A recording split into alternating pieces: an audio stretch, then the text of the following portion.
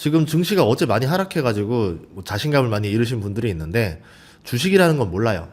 오늘 오르고 내일 떨어지는 거를 알기는 어렵습니다. 다만 장기적으로 조심해야 될 때, 욕심을 좀 내야 될 때, 버텨야 될 때 여러 가지 나눌 수 있겠죠. 지금은 증시가 고점을 지금 두 번 친 상태거든요. 한번 제가 차트로 보여드리면은 쌍봉이라고 할까요? 두 번의 고점을 꺾인 상태입니다. 그런 상태에서는 한번 그냥 편하게 한번 이거를 해석을 해볼게요. 그냥 이거를 공식처럼 외워주지 마시고 왜 쌍봉에서 그 다음 돌파가 어려운지를 이해를 해보셔야 돼요.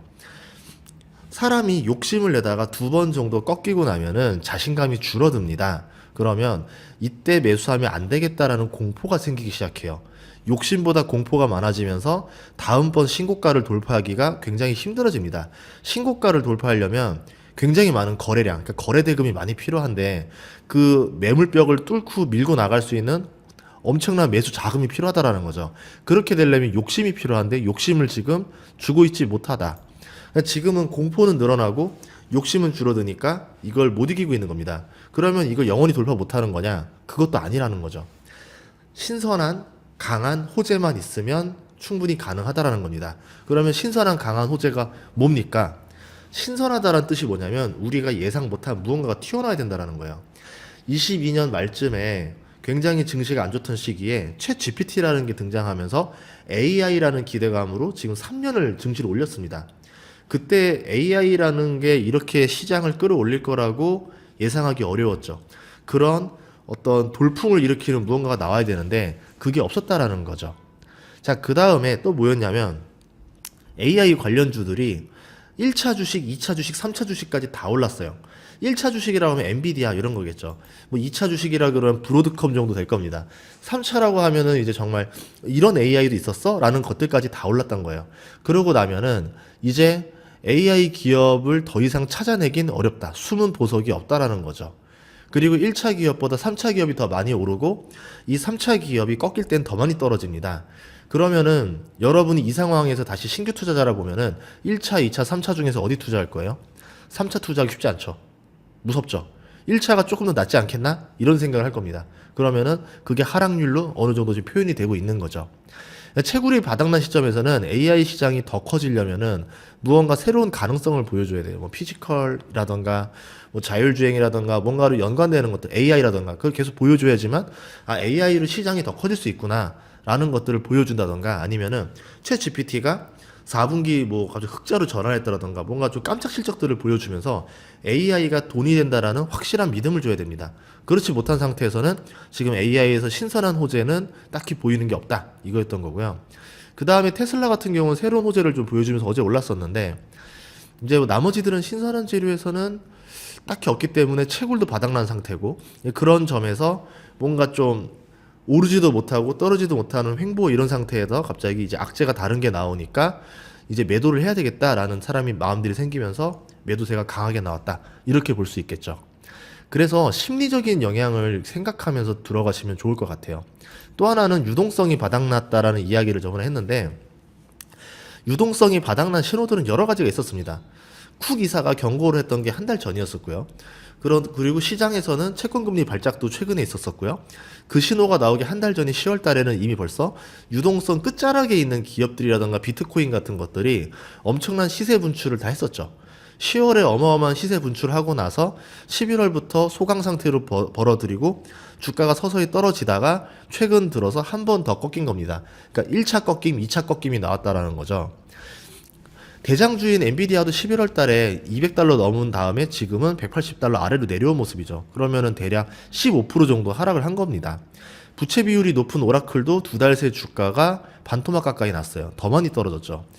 비트코인도 호재가 크게 남아있지 않은 상태죠. 내년에 비트코인 호재가 크게 보이진 않습니다. 그리고 악재가 따로 있다는 것도 아니에요. 그런 상태에서 유동성 우려가 나오면서 좀 더 하락을 했습니다. 특히 최근에 급락하는 모습들이 있는데 단기채 매입 호재가 나왔는데도 불구하고 최근 들어서 급락이 좀 더 강한 급락이 나왔어요.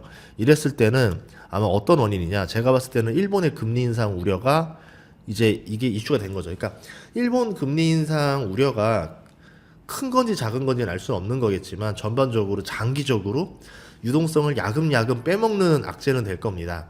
근데 이거에 왜 반응을 했냐? 이거를 상쇄할 만한 호재가 안 나오니까 그런 거예요.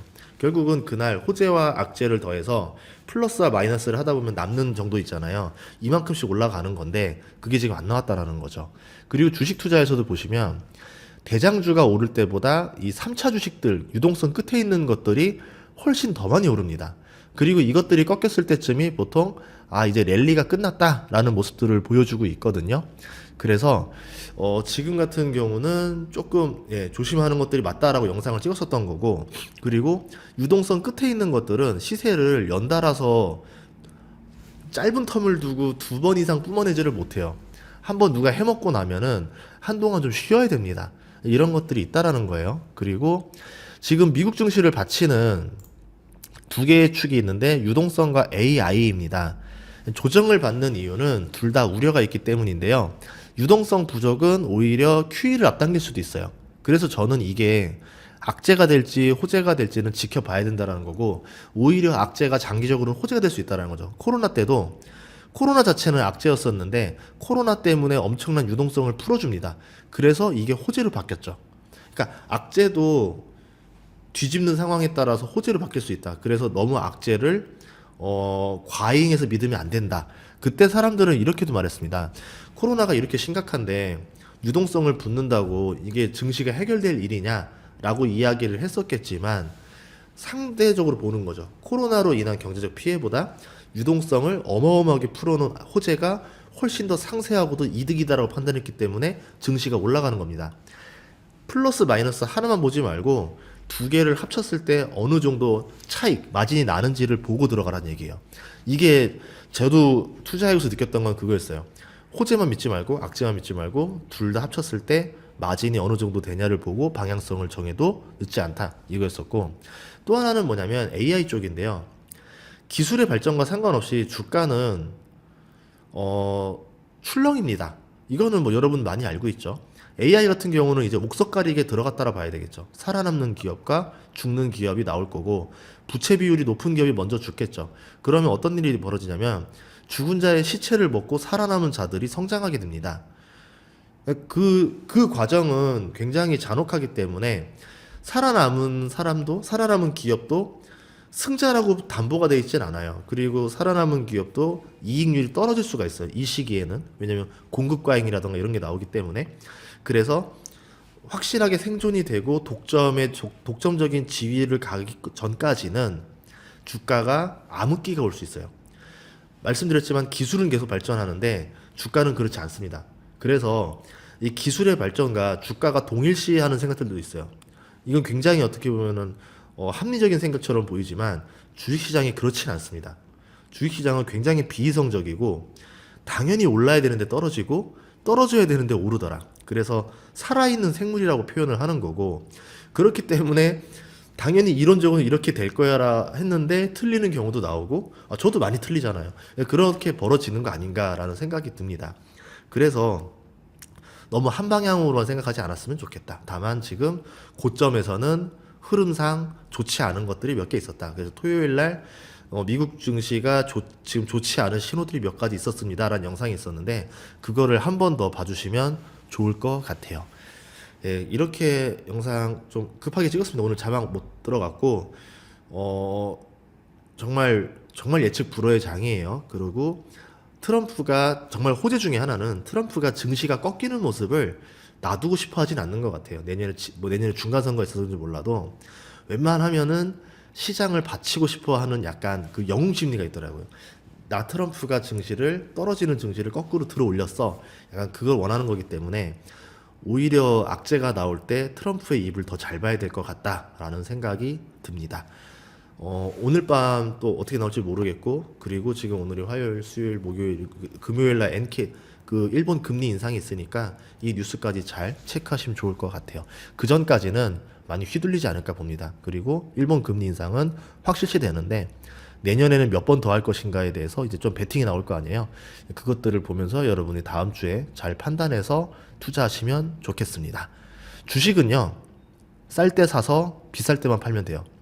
비쌀 때 살려고 하니까 힘들어지는 거예요. 내가 알거든요, 스스로 비싼 거. 비싼데 스스로 설득을 하는 거예요. 아니야, 더 오를 거야. 더 오른단 말만 해. 그렇게 생각하고 싶지만 비쌀 때 사면은 항상 불확실성에 놓이게 됩니다. 더 오르면 좋겠지만 쌀 때 사면요 아무리 악재들이 나와도 견뎌볼 만해요. 그 주식 투자는 좀 남들과 거꾸로 했으면 좋겠다라는 생각을 합니다. 예, 좋아요와 구독 눌러주고요. 항상 영상 응원해 주셔서 감사합니다. 고맙습니다.